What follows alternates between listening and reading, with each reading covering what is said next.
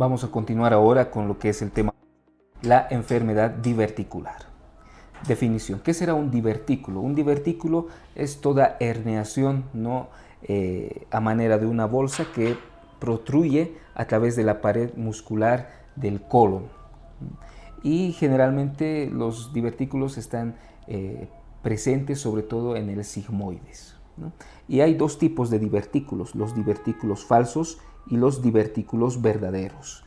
Los divertículos falsos son los más frecuentes. Estos divertículos abarcan solamente la mucosa y llegan hasta la muscularis mucosae, es decir, son protrusiones que abarcan solamente la mucosa. Esos son los divertículos falsos. Y los divertículos verdaderos son raros, ¿no?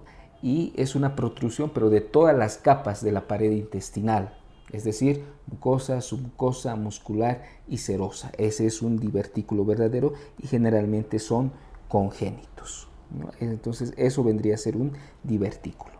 ¿Qué será una diverticulosis? Es la presencia de estos divertículos generalmente sin inflamación, no tienen inflamación, es decir, son asintomáticos. Esa es la diverticulosis, ¿no? Como vemos en la imagen, es que están presentes estos divertículos solamente. A diferencia de la diverticulitis, inflamación, ¿no? Hay una inflamación e infección de estos divertículos, por lo tanto ya presentará más síntomas, ¿no? Vemos en la imagen como este divertículo, esa protrusión, ¿no? Vean que este también es un divertículo falso, solamente protruye lo que es la mucosa, ¿no?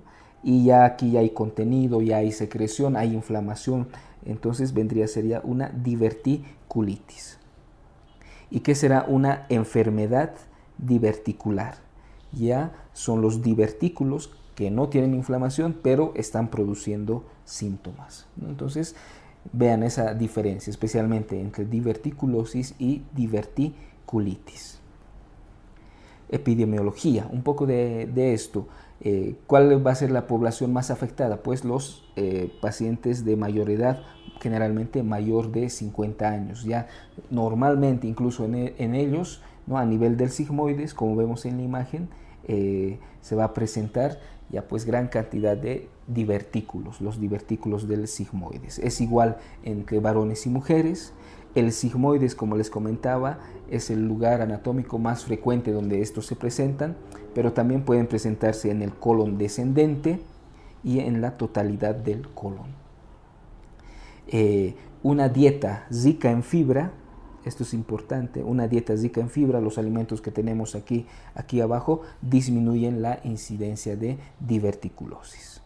La mayoría de esta patología son asintomáticos, ¿no? Y una gran minoría pues va a presentar complicaciones, es decir, las diverticulitis se presentan no complicadas poco, ¿no? La mayoría son asintomáticas y generalmente responden bien al tratamiento. ¿Qué factores de riesgo tenemos para la enfermedad diverticular? La obesidad, poca actividad física, el estreñimiento, el tabaquismo y el consumo de AINES. Fisiopatología es un trastorno adquirido, ¿no? Y se piensa que la causa es que, como estamos hablando ya de pacientes mayores de 50 años, hay una disminución de la tensión de la pared abdominal y una menor elasticidad de esta pared. Por lo tanto, esta pared se puede considerar débil y por lo tanto, por las pulsiones, ¿no? Las contracciones intestinales, ese peristaltismo en cada movimiento, pues va propulsando esta pared débil y hace que protruya, ¿no? un divertículo. Y esto está relacionado con los cambios por la edad. Si vemos aquí en la imagen, vemos todas las paredes intestinal del intestino grueso, mucosa, submucosa, muscular, serosa, ¿no? Y vemos cómo van protruyendo las diferentes capas. Por lo tanto, este vendría a ser un divertículo verdadero. Pero recordemos que la mayor cantidad en frecuencia son los divertículos falsos que solamente protruyen mucosa, ¿no? Y vemos también que al protruir, ¿no? Van abarcando lo que es la irrigación vascular. Es por eso que un divertículo, ¿no? Al ir creciendo compromete esta arteria y puede causar hemorragias incluso, perforación y hemorragias. Cuadro clínico. La mayoría, como mencionábamos, son asintomáticos, es decir, que tienen un curso benigno. Y si es que presentan síntomas, ¿qué vendría a ser? Dolor abdominal, alteraciones del ritmo defecatorio, distensión, ¿no?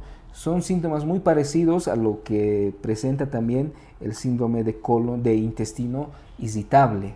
Entonces, otros piensan que ambas patologías, intestino irritable, está en relación con la enfermedad diverticular. Bueno, ¿y qué se entiende por enfermedad diverticular? Como decíamos, son las diverticulosis, ¿no? Sintomáticas no complicadas, ¿no? Estos divertículos, aunque no estén inflamados, pueden llegar a causar algunos síntomas, generalmente que no complican al paciente. A diferencia de las diverticulitis. Las diverticulitis van a tener una triada clásica. Un dolor en fosa ilíaca izquierda, como vemos aquí. Fiebre y leucocitosis. O sea, otros también a las diverticulitis las denominan las apendicitis izquierdas, ¿no? Por esta triada que presentan. Claro que también pueden tener hematoquesia, diarrea, tenesmo, ¿no? Pero una diverticulitis, nos imaginamos un paciente mayor de 50 años que se presenta con mucho dolor en fosa ilíaca izquierda, con fiebre y con leucocitosis. ¿Qué complicaciones, no? Bueno, para comprender un poco mejor esto, vamos a ver cómo se va produciendo la evolución de un divertículo, diverticulitis, etc., ¿no? Mencionábamos que hay un aumento de la presión intraluminal, ¿no? A esto se le suma partículas de comida espesas, ¿no? Porque es como una bolsita, ¿no? Un divertículo, ahí se va acumulando todo esto. Por lo tanto, esa misma comida va a empezar a erosionar la pared del divertículo y la va a llegar a inflamar, produciendo la diverticulitis. Esta pared ya inflamada, esta diverticulitis, empieza ya con necrosis focal, perforación. Esto va a evolucionar a absceso o tal vez una fístula, ¿no? Como son bolsitas, los divertículos, cualquier órgano adyacente puede ser también perforado, adherido por esta fístula. Y por último va a llegar a la peritonitis. Entonces mire cómo un pequeño divertículo se puede perforar, incluso causar peritonitis, ¿no? Bueno, si hay varios episodios de diverticulitis, 1, 2, etcétera, se puede llegar a fibrosis y esto conducirnos a estenosis, ¿no? Hay una íntima relación entre el consumo de AINES y la perforación del divertículo. Bueno, vamos a adentrar un poco más a este tipo de complicaciones y vamos a hablar en sí de las diverticulitis, ¿no? Una inflamación ya es considerada una complicación. Hay dolor, hay hipersensibilidad en fosa ilíaca izquierda, como ya mencionábamos anteriormente. En la TAG, ¿qué es lo que vamos a poder encontrar? Un engrosamiento en la pared del colon, abscesos, ¿no? El tejido pericólico torsionado sobre sí. Generalmente las diverticulitis no complicadas mejoran entre 2 a 3 días con un tratamiento correcto, ¿no? Una diverticulitis no complicada con un buen tratamiento mejora. Pero si le ponemos tratamiento y no hay mejoría, hay que pensar que tal vez se ha formado un absceso abdominal. Y pues bueno, si esto se presenta por episodios recurrentes, pues el paciente tiene todavía más riesgo de otras complicaciones. Bueno, y ahora hablamos de las diverticulitis, pero ya complicadas. ¿Con qué se puede complicar una diverticulitis? En primer lugar, con un absceso pericólico. Como vemos aquí en la imagen, esta es una tomografía que muestra ahí una colección purulenta, ¿no? A nivel pélvico.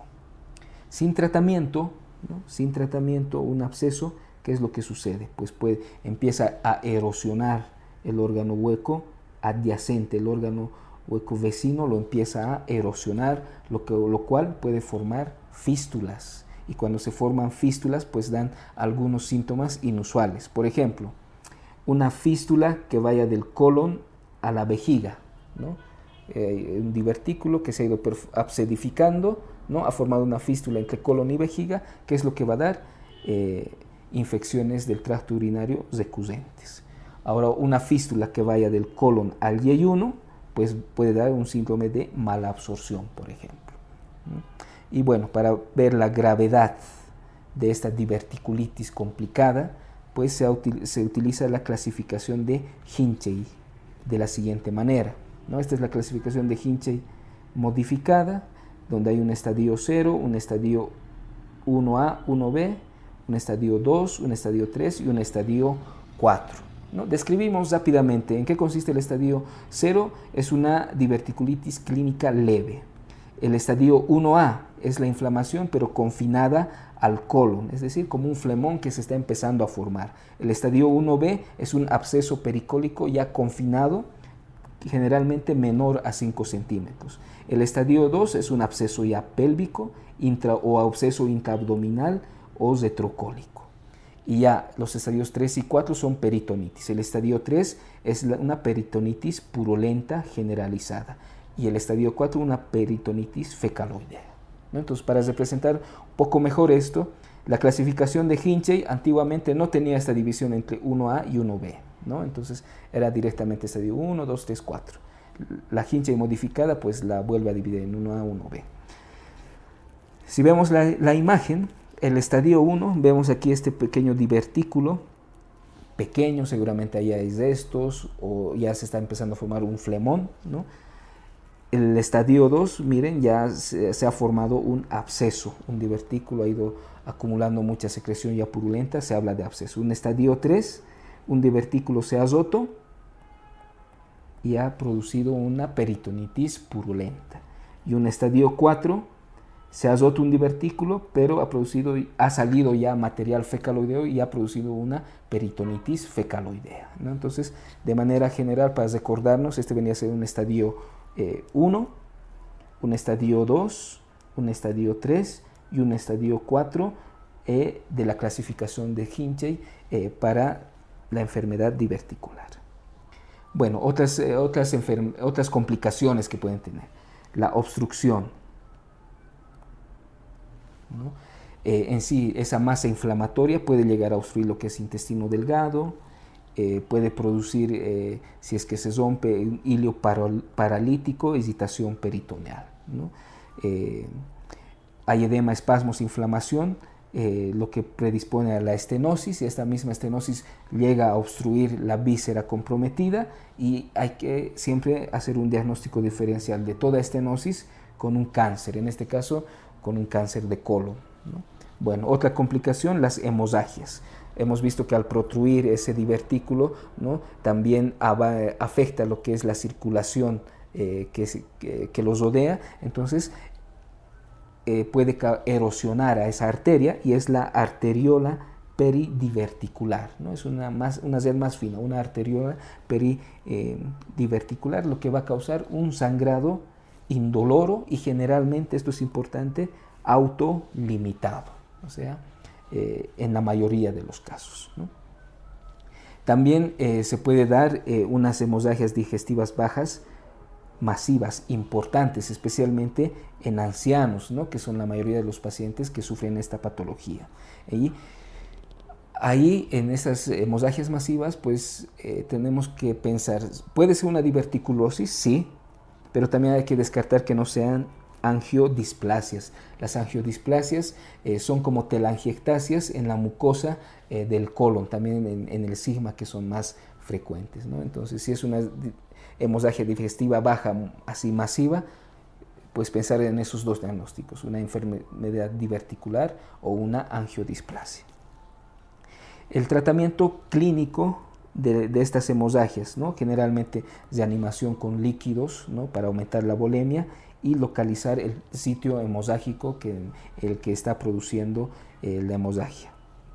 Y bueno, para el diagnóstico, ¿no?, ¿qué nos ayuda? Lo que más nos ayuda para diagnosticar si es una diverticulosis solamente o es una diverticulitis es la tomografía abdominal, ¿no? Pero siempre esto acompañado de un cuadro clínico compatible, ¿no? Esa apendicitis izquierda, ¿no? Con esa tríada clásica, ¿no? Ante esa sospecha clínica podemos solicitar una tomografía que es la que nos va a identificar si hay una diverticulosis o una diverticulitis, ¿no? Es la principal, ¿no? Como vemos en esta imagen, vemos aquí la parte del colon afectado, el divertículo, ¿no? Con datos de inflamación, ¿no? Vendría a ser una diverticulitis. Otros estudios que nos ayudan, el enema con bario, ¿no? Vemos aquí cómo se va delimitando el contorno tanto del intestino grueso, pero también de los divertículos que se encuentran, ¿no? Vemos cómo abundan en sigma estos divertículos. Bueno, otra opción diagnóstica es la colonoscopia, ¿no? Que nos ayuda para identificar infecciones crónicas, sangrados, los cambios a nivel deposicional, y nos ayuda sobre todo a descartar un cáncer colorectal, ¿no? Las fístulas se pueden identificar por el colon por enema o por cistoscopia de igual manera. Para identificar los abscesos se prefiere la tomografía o ecografía, especialmente la tomografía, ¿no? Esas colecciones pélvicas o abdominales inferiores, al ser grandes, es mejor observarlas con la tomografía. La sigmoidoscopia. ¿Por qué sigmoidoscopia? Porque el sigmoides es el lugar donde más abundan los divertículos, ¿no? El manejo de este sigmoidoscopio tiene que ser cuidadoso. Se debe obtener también biopsias de las regiones que estamos observando, y ayuda en el diagnóstico diferencial entre colitis inflamatoria y colitis isquémica. Si vemos la imagen inferior, esta es la imagen de una sigmoidoscopía. Vemos estos varios orificios que se presentan, son la salida de esas protrusiones de los divertículos a nivel del sigma. Bueno, también podemos hacer angiografía en casos de sangrado activo, ¿no? Y eso ya nos confirma qué lugar del intestino, qué arterias están comprometidas, ¿no? Una radiografía de tórax, ¿para qué nos sirve? Para identificar neumoperitoneo. Si hay neumoperitoneo en un paciente que estamos pensando en una enfermedad diverticular, pues ya nos indica que ha habido perforación de ese divertículo afectado, ¿no? Bueno, y también la tomografía nos sirve para ver la inflamación de los tejidos pericólicos, abscesos, como decíamos anteriormente. ¿Cuáles son los estudios relativamente contraindicados? Los enemas con contraste, aunque nos ayuden en el diagnóstico, es mejor no realizarlo. ¿Por qué? Por la inflamación, por el compromiso de la pared, ¿no? Y la endoscopia, es decir, la colonoscopia no está indicada. ¿Por qué? Porque hay mucho riesgo de perforación. Es por eso que se prefiere solamente la sigmoidoscopia, pero realizarla con mucha calma. Bueno, tratamiento. La diverticulitis no complicada, ¿cómo se trata? Con una dieta alta en fibra, sabemos que disminuye la incidencia, ¿no? Y lo importante es saber que responde muy bien a un tratamiento ambulatorio, antibióticos, más dieta y una dieta baja en residuos. Con eso una diverticulitis no complicada pues resuelve fácilmente. Y si es necesario podemos utilizar un primer escalón con antibióticos por 7 a 10 días más un drenaje percutáneo. Pero generalmente responden a este tratamiento ambulatorio, es decir, la mayoría resuelve sin cirugía. Bueno, y si hay las complicaciones, ¿cuándo se verían? Si esto es muy recurrente, ¿no? Si los episodios son muy recurrentes.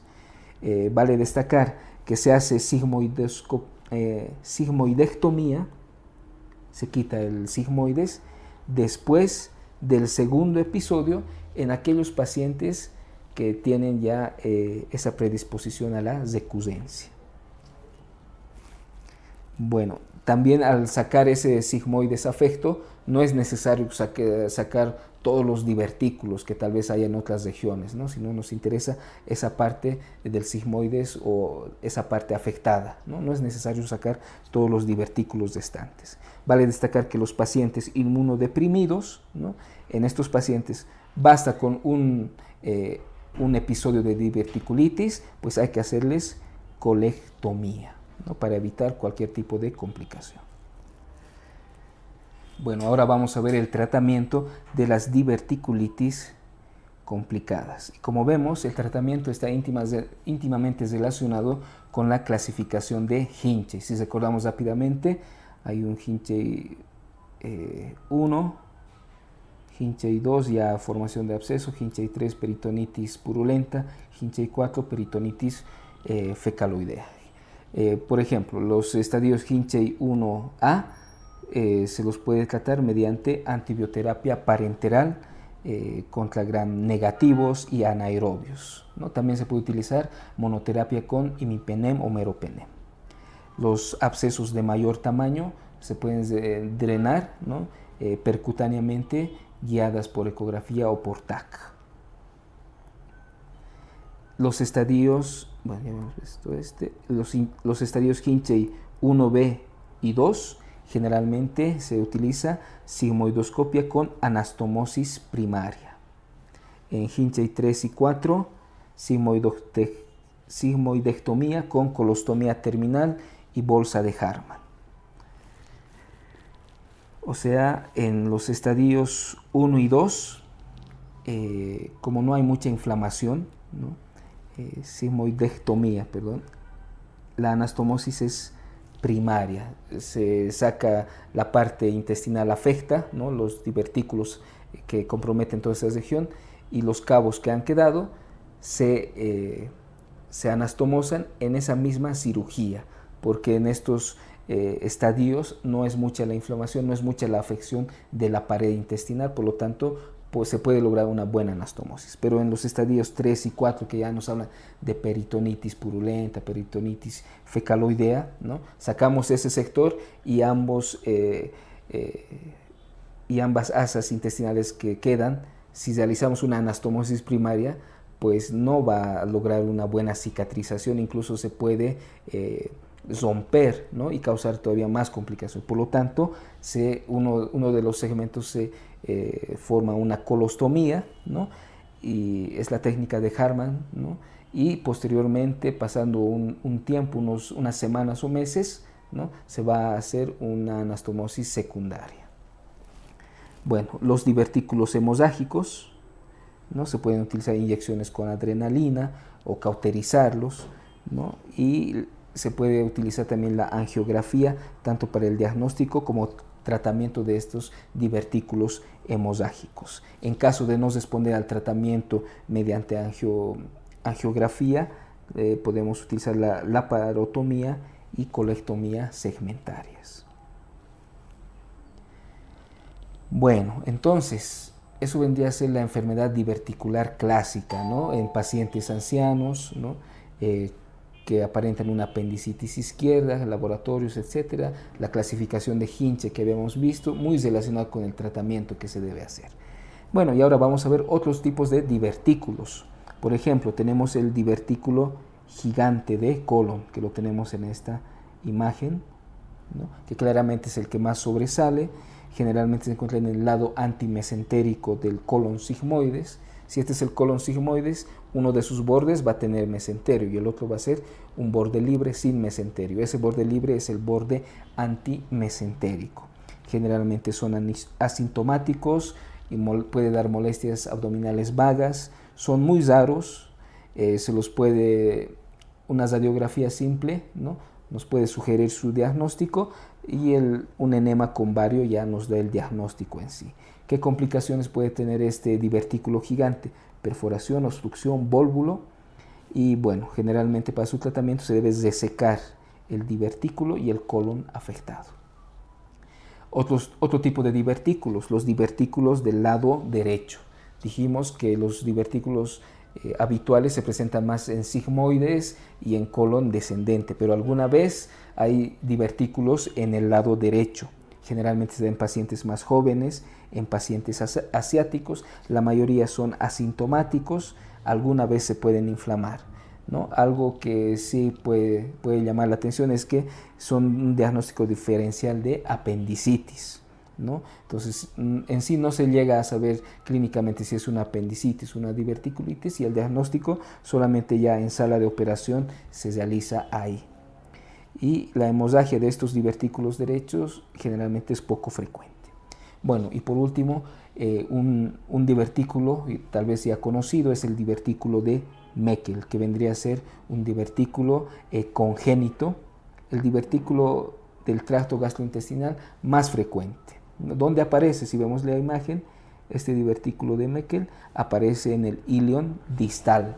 Vale destacar que puede contener en su interior tejido ectópico gástrico.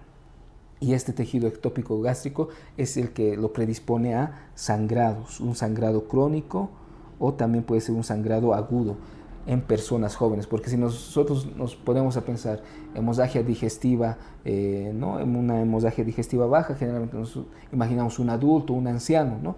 Pero este divertículo de Meckel, por ese tejido ectópico que tiene, pues se puede presentar incluso en niños, ¿no? Una hemorragia digestiva baja en niñas, ¿no? Puede ser una hemorragia crónica o aguda. Gracias también a ese tejido ectópico gástrico, el diagnóstico se puede utilizar una gamografía con tecnesio 99, pero eso como última opción diagnóstica. Puede causar obstrucción intestinal. ¿Cuándo? Cuando este divertículo de Meckel entre a una hernia abdominal, y esa hernia que contiene un divertículo de Meckel tiene un nombre específico, se llama la hernia de Littré, ¿no?